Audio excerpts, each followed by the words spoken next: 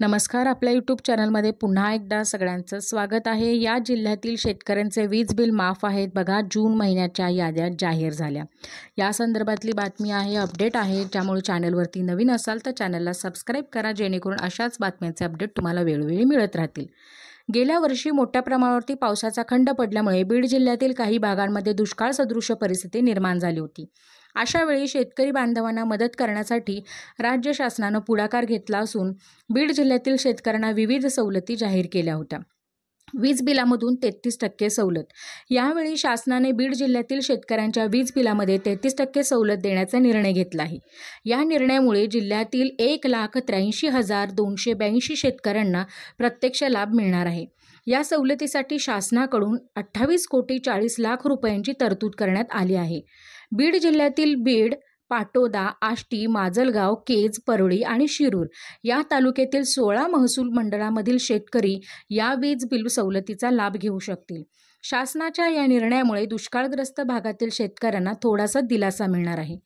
वीज बिलाव्यतिरिक्त दुष्काळग्रस्त भागातील शेतकऱ्यांना अन्य सवलतीही देण्यात येणार आहेत.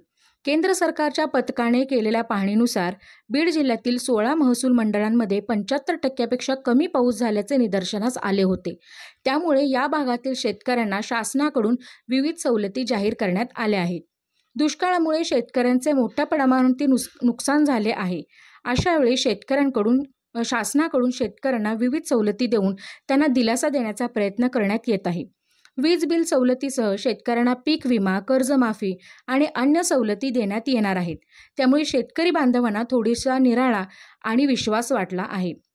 शासनाच्या या सवलती व्यतिरिक्त पुढील कालावधीमध्ये शेतकऱ्यांना अधिक मदत करण्याची गरज आहे.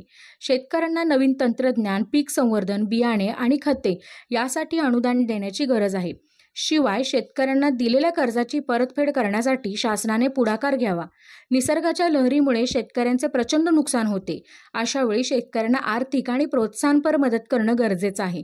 शासनाने घेतलेल्या निर्णयामुळे शेतकरी बांधवांना थोडीशी या ठिकाणी उसंत मिळाली आहे. परंतु पुढील काळामध्ये शेतकऱ्यांच्या प्रश्नाकडे गांभीर्याने पाहिले पाहिजे, अशी अपेक्षा आणि अशी आशा आपण या ठिकाणी व्यक्त करूयात. जसं सरकारी किंवा केंद्रीय कर्मचाऱ्यांच्यासाठी जशा वेगवेगळ्या सवलती किंवा भत्ते असतात, त्या पद्धतीनं जर या ठिकाणी आपल्या शेतकरी बांधवांसाठी जर या अशा योजना जर शासनाने चालू केल्या तर निश्चितपणानं त्याचं जीवनमान उंचावणार आहे.